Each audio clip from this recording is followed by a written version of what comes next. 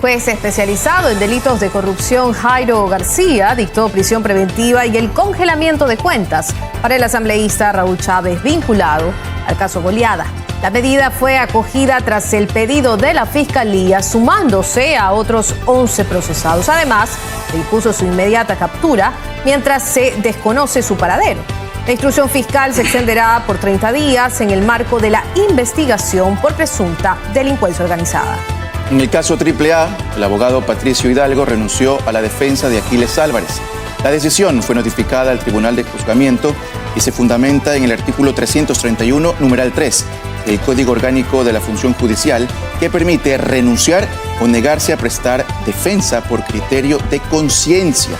Según Hidalgo, esto obedece a que con posterioridad a la aceptación del patrocinio profesional han llegado a su conocimiento hechos de carácter público relacionados con la presente causa, los cuales no le fueron informados oportunamente al momento de asumir con la defensa.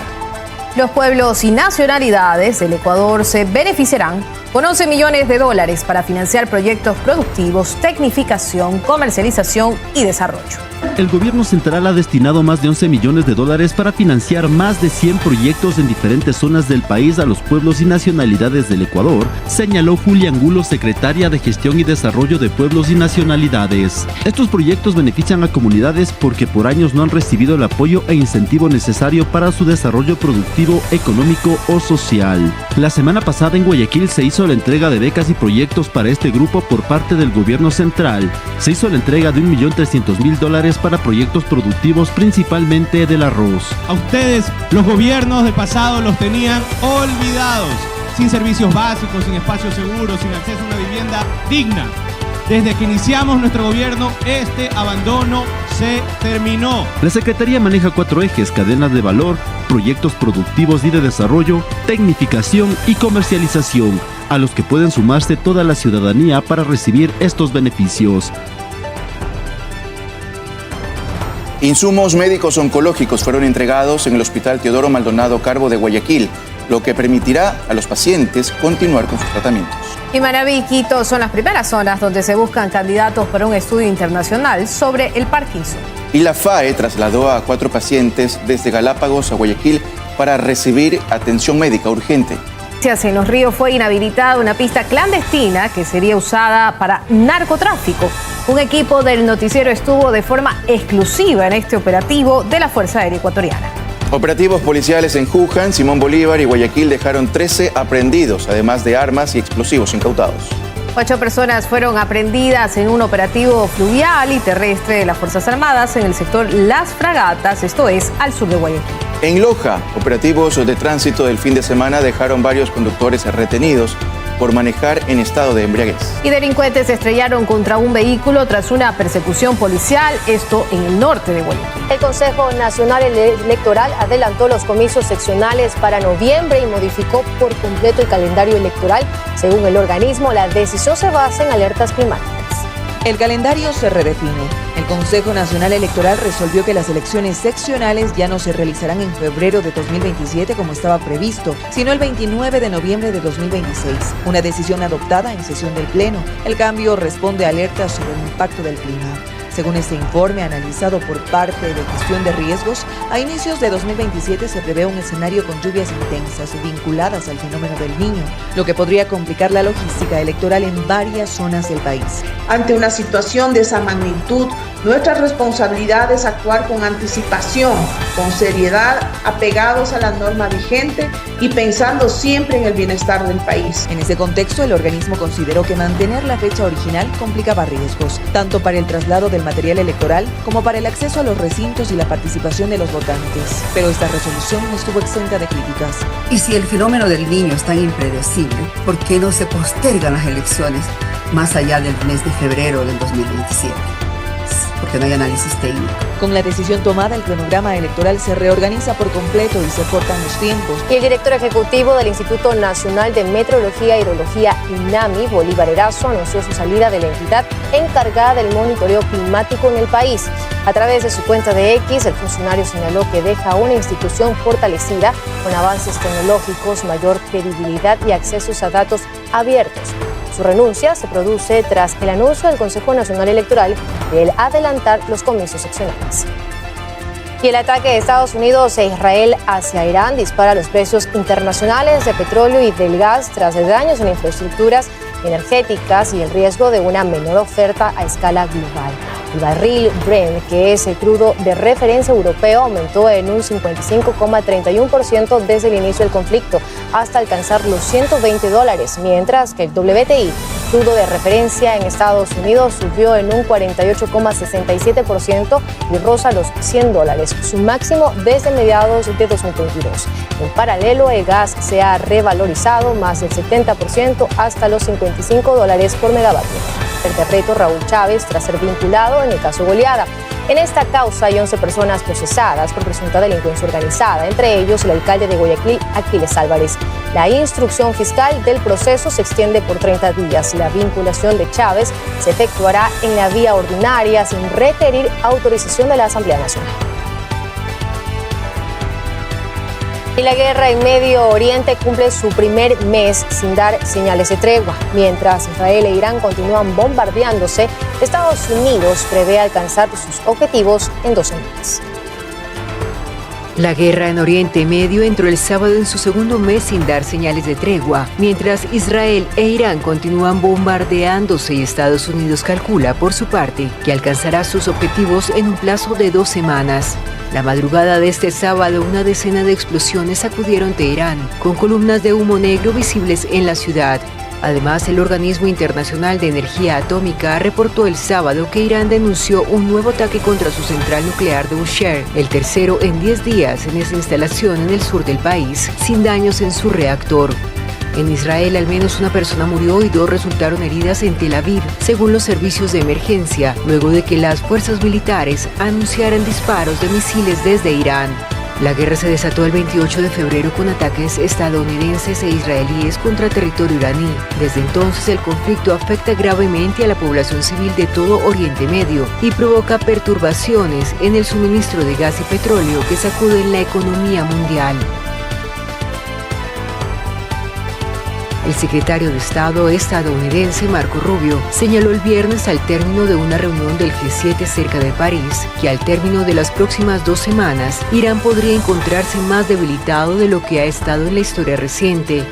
A su vez reiteró que Estados Unidos podría alcanzar sus objetivos en desplegar tropas terrestres, aunque medios como Wall Street Journal y Axios señalan que Washington estudia enviar al menos 10.000 soldados adicionales a la región.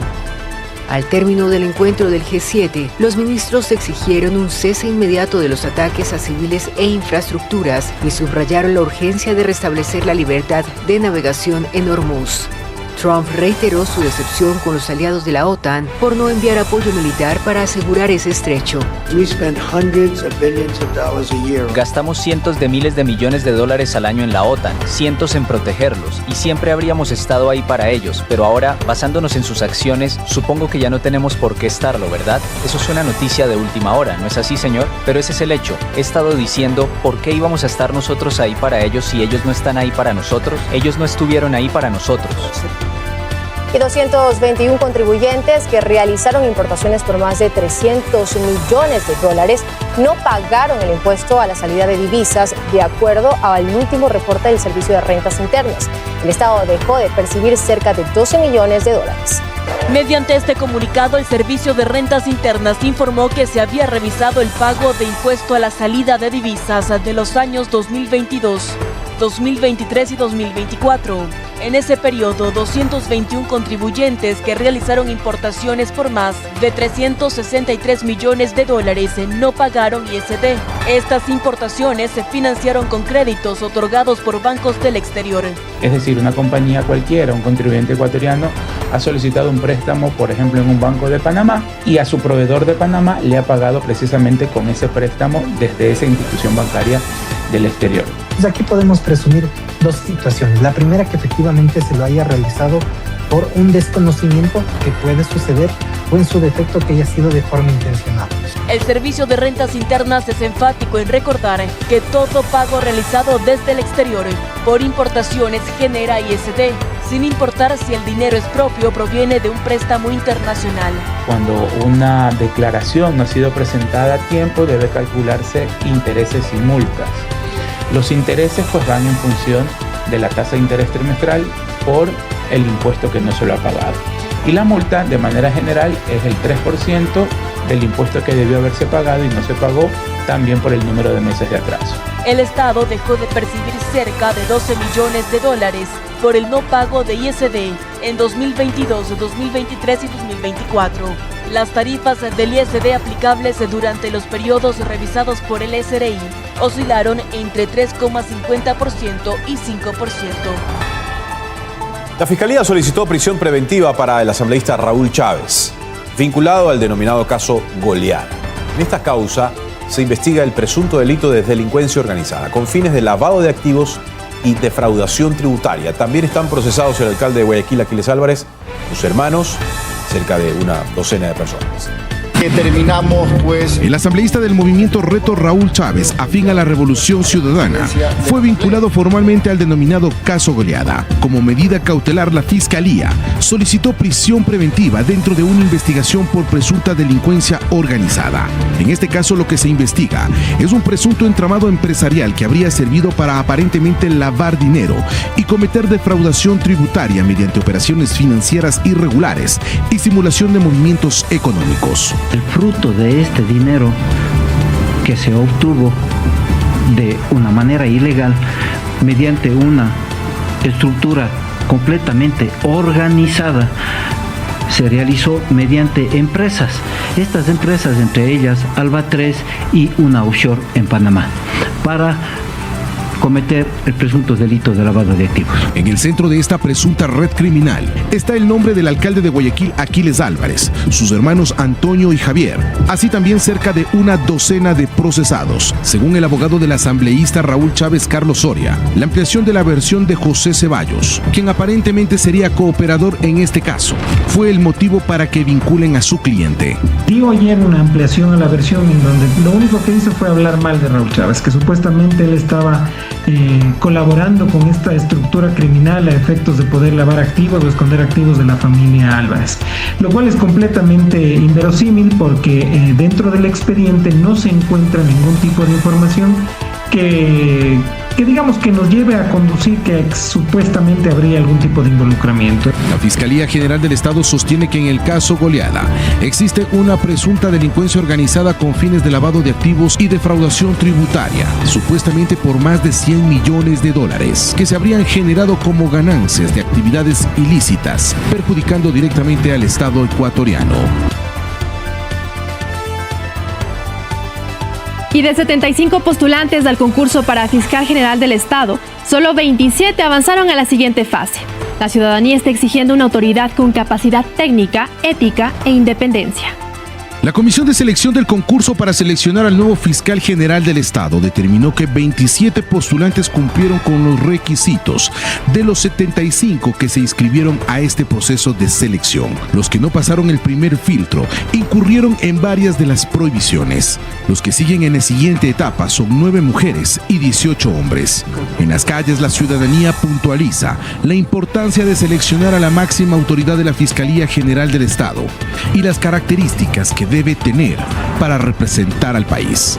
Que entienda que es un servidor público. El servidor público está aquí para servir a la ciudadanía, no para servirse. Querían dejar a un lado todo ese tipo de intereses y hacer por la ciudadanía que se necesita, que hay un organismo que esté al frente representando. Que no solamente tiene que ser una persona técnicamente capacitada, sino también en el ámbito moral y ético, es lo que puntualiza la ciudadanía, pues tiene que tomar decisiones de forma independiente, salvaguardando los intereses del Ecuador. Es parte de las opiniones que recopilamos al realizar un recorrido por diferentes sectores de la ciudad de Quito. Lo que queremos es autoridades que trabajen para nosotros y por nosotros.